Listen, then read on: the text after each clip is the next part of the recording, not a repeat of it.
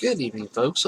My name is Alex, Team Beachbody Coach, and this is a quick video on what to do or when it comes to security with your Twitter accounts, Facebook accounts, Pinterest, any basically social media that you actively use. Now, the reason that this is a pretty important topic is because we do our businesses off this social media. It's important that we keep ours secure. We got a lot of customer information we deal with, or a lot of our own information, our own personal interest. I mean, the list goes on and on. I can't stress enough how important this is.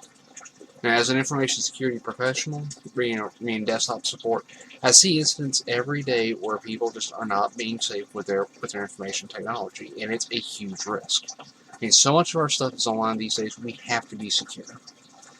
So, the first one I would like to go over is Facebook.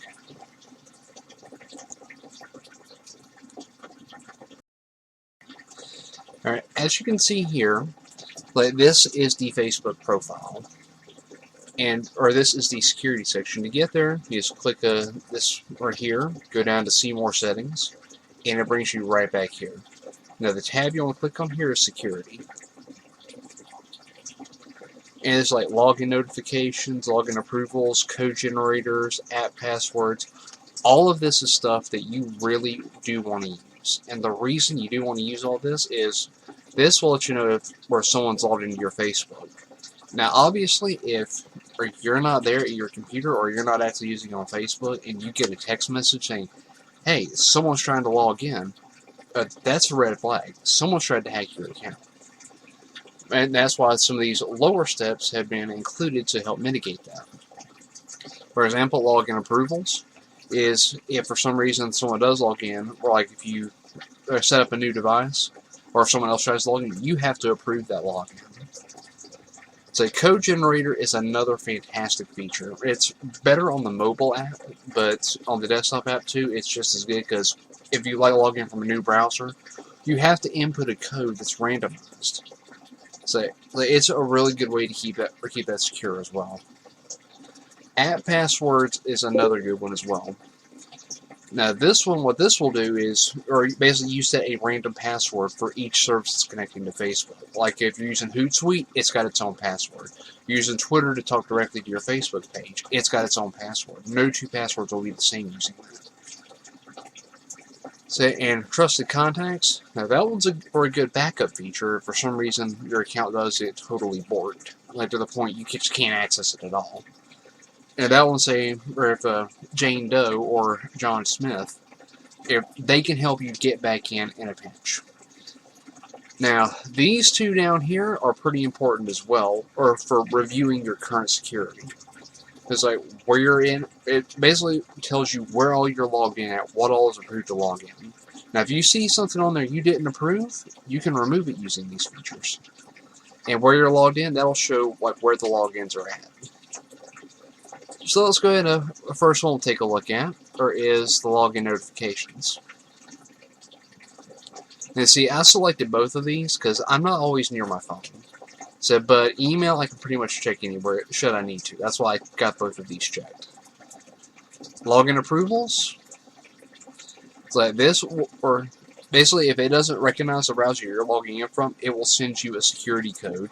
And you can either use the code generator, which is on the Facebook app. So you can get codes when you don't have to use, or when you don't have access to your phone, like if you're using your PC or your laptop. So, but probably one of the most secure ways is to have it texted to your phone number. As you see, it's going to my phone number in this case. Now, code generator, it's a similar idea, but it's going through the app itself. So you basically have to keep your phone with you in order to do this. Mine is already set up, as you can see where it says enabled, but if you click the setup link, it'll let you set it up to your mobile app. And disable, self-explanatory. Now, app passwords, I don't have any set up specifically because I have the other form factors of or what could be otherwise called two-step authentication. Because I use the code generator and I use login approvals. Because I use both of those or side by side, I don't necessarily have to have this one, but this one's a good feature too. And trusted contacts, I have not set this up either, but this is how you can do it here. So you can select whatever contacts off your list that you want. And of course, you can just type in or your friend's name. I go to add Kayla Mitchell. She's a good friend of mine and soon to be coach. Go ahead and add her to that list if something happens. Or she would be able to help me out, of course. Now, I didn't know you'd need 3, so.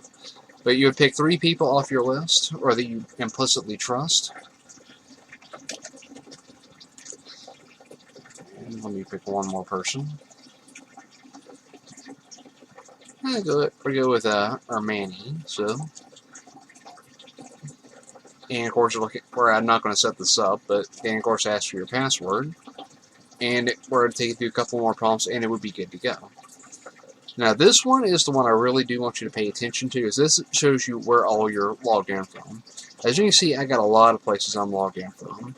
So Firefox on Windows. Now, that was from when I had some issues connecting to getting my new browser to connect to Facebook. So, but I know where those come from, so I'm not going to worry about this too much. Firefox on Android, that is my current phone. Now, Facebook for Android, that's the mobile app I use. And of course, PlayStation Network for my PlayStations, or Chrome. Now, that one I probably should remove, but since Chrome is my backup, I'm not going to remove it just yet. And of course, there's the iPad version of Facebook, Steam, or ESPN. Certain apps will require to log in for it. And then, of course, Xbox. Now, of course, if you see something you don't recognize, you click the remove link, and it basically kills the login for that. You have to re-authenticate from it. Now, this one is one that's also should require special attention, because this will show you specifically where you're logged in from. It'll give you an approximate location.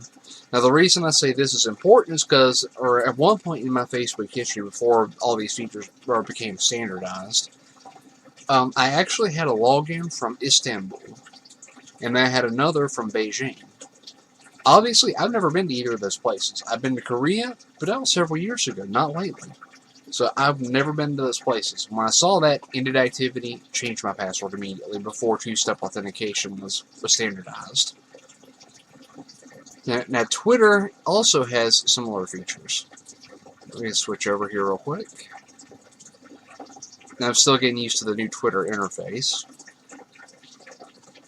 So, but you go to your profile, or click your avatar, and go down to Settings.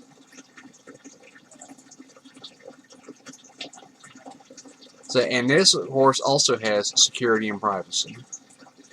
The rest of the stuff I'm not going to go into because that's not really the focus of this video.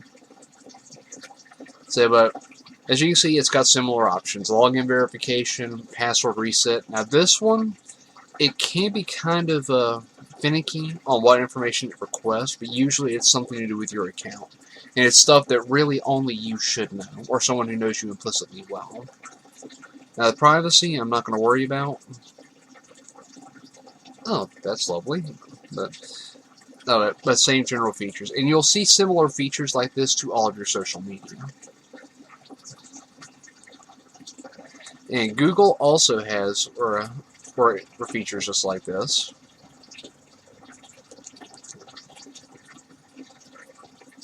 Here it says account, or after you click on your avatar there. Or it'll give you similar information. Now, if I didn't have two-step authentication, I would be changing this often. But because I have two-step on here as well, I'm not going to worry about changing it. And I also use app passwords, so I have to have a separate password for each service connected to it. And of course, this also gives you a recent account or security alerts, emails, and phone alerts. Of course, I don't have phone alerts set up for my Google account because I just don't use it that often.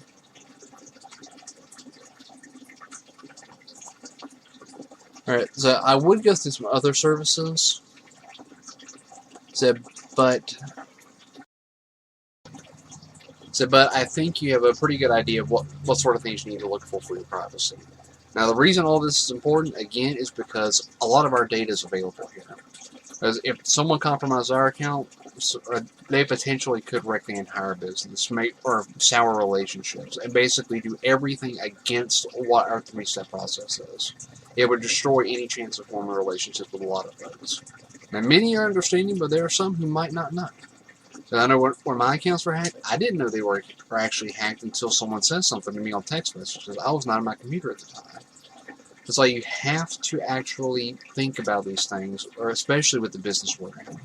Because we're asking a lot of information, or things of that nature, that could potentially be used to hack other people's accounts. So we have to be very mindful of what we're posting and be mindful of what information we're sharing publicly. I mean, yes, it's a very public business what we do, but we still need to be smart about how we're doing it and what steps we can take to prevent compromise. Alright, so if you have any questions, just put them in the comments below, and thank you. Y'all have a great day.